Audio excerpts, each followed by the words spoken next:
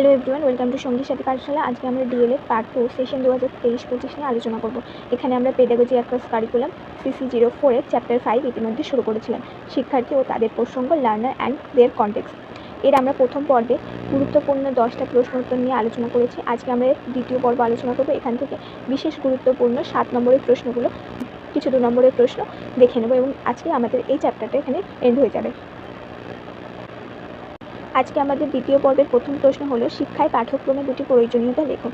যে কোনো শিক্ষাকে সাফল্যমণ্ডিত করে তুলতে হলে তার জন্য সর্বপ্রথম প্রয়োজন হচ্ছে একটি সুসংগঠিত পাঠ্যক্রমের উপর ভিত্তি করে শিক্ষার্থীর শিক্ষাগত সফলতা গড়ে ওঠে। তাই পাঠ্যক্রম রচনাকালে শিক্ষার্থী এবং শিক্ষা পরিবেশের বিভিন্ন দিকের ওপর লক্ষ্য রেখে পাঠ্যক্রম প্রণয়ন করতে হয়।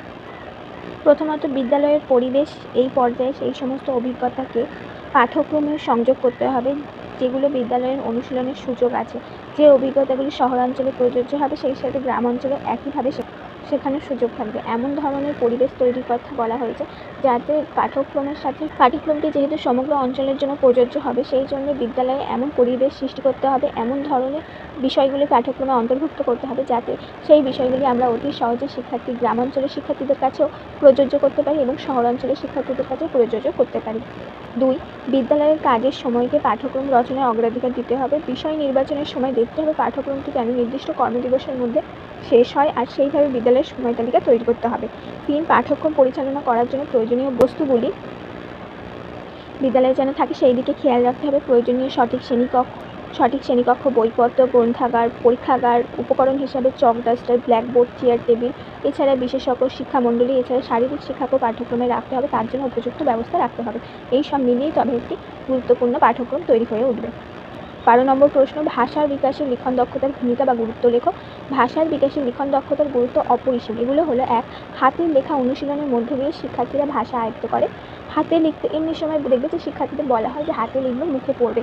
এর সাথে কী হয়, বিষয়টি শিক্ষার্থীর মনে বেশি দিন ধরে স্থায়ী হয়। সেই সাথে হাতে লেখা ও পড়ার মধ্যে দিয়ে তার যে ভাষা কৌশল ইত্যাদি, বাক্য গঠন করা এবং বানানবিধি ইত্যাদি সম্পর্কে তার জ্ঞান বেড়ে ওঠে।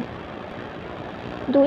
লেখার মধ্যে দিয়ে বক্তব্যকে সুন্দরভাবে পরিবেশন করতে শেখে। 3. লেখার মধ্যে দিয়ে শিক্ষার্থীর শব্দচয়ন, বিবরণ, পরিবেশনের ভাষা বিকাশ হয়। 4. লেখার মধ্যে দিয়ে শিক্ষার্থীর বিভিন্ন শব্দ, বাক্যের গঠন, বানান, উচ্চারণ সম্পর্কেও তার বোধ গড়ে ওঠে। এর পরের প্রশ্ন, শিক্ষাক্ষেত্রে অসাম্য দূর করার উপায়গুলি লেখো।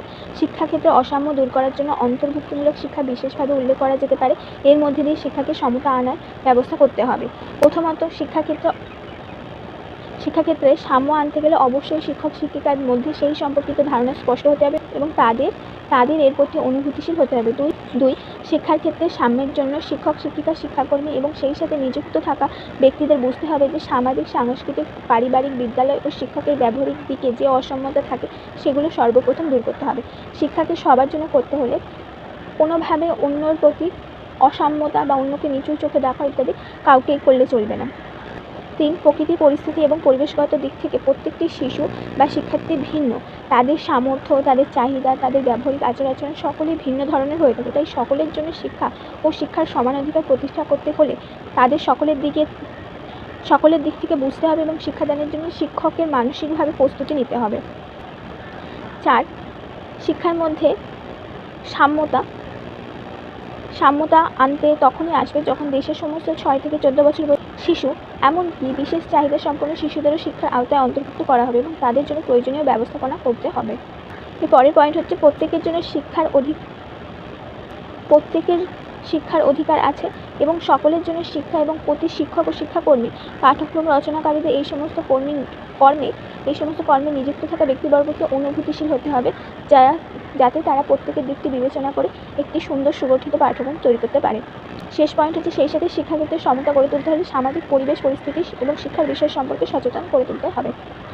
এরপর আমাদের 14 নম্বর প্রশ্ন, শিক্ষার সার্বিক গুণগত মান বৃদ্ধির জন্য রাইট টু এডুকেশন বা RTE 2009 এর প্রারম্ভিক শিক্ষা সম্পর্কে কী বলা হয়েছে বা প্রাইমারি লেভেলের শিক্ষার জন্য কী বলা হয়েছে।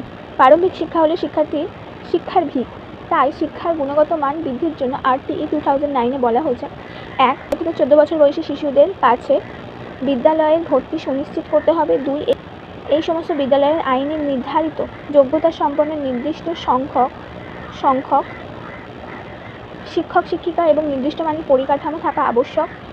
3. জাতিগত, শিক্ষাগত, গ্রাম, শহর, ধর্মীয়, ধনী, দরিদ্র, বিশেষ চাহিদা সম্পন্ন শিশু এবং সামাজিক কারণে পিছিয়ে পড়া শিশুদের মধ্যে কোনো রকম বৈষম্য বা ভেদাভেদ করা যাবে না। কোনো শিশুকে কোনো প্রকারে অজুহাত দেখিয়ে শিক্ষা থেকে বঞ্চিত করা যাবে না। 4.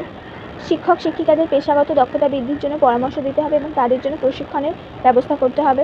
5. বিদ্যালয়ের পরিবেশ হবে সর্বপ্রকার শিশুর সহায়ক, ভীতিহীন, চাপমুক্ত এবং আনন্দদায়ক। পরের পয়েন্ট, বিদ্যালয়ের পরিকাঠামো সজ্জিত রাখতে হবে। প্রয়োজনীয় বিদ্যালয় শ্রেণীকক্ষ, চেয়ার, টেবিল, বেঞ্চ, ব্ল্যাকবোর্ড, অন্যান্য শিক্ষা উপকরণের ব্যবস্থা রাখতে হবে। সেই সাথে সেখানে যেন বিশুদ্ধ পানীয় জল, শৌচাগার, খেলার স্থান, শিশুদের হাতে কলমে শিক্ষার ব্যবস্থা থাকে, সেই দিকেও খেয়াল রাখতে হবে। 15 নম্বর প্রশ্ন, ভাষা আয়ত্তীকরণে শ্রবণ দক্ষতার গুরুত্ব।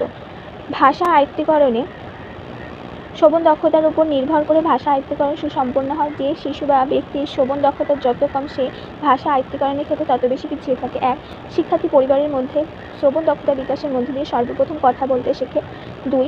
শ্রবণ দক্ষতার বিকাশের ফলে সঠিকভাবে শিশু উচ্চারণ করতে শেখে। 3. শ্রবণ দক্ষতার উপর নির্ভর করে শিক্ষার্থীর ভাষা প্রয়োগ করার ক্ষমতা বিকাশ লাভ করে। এবং 4.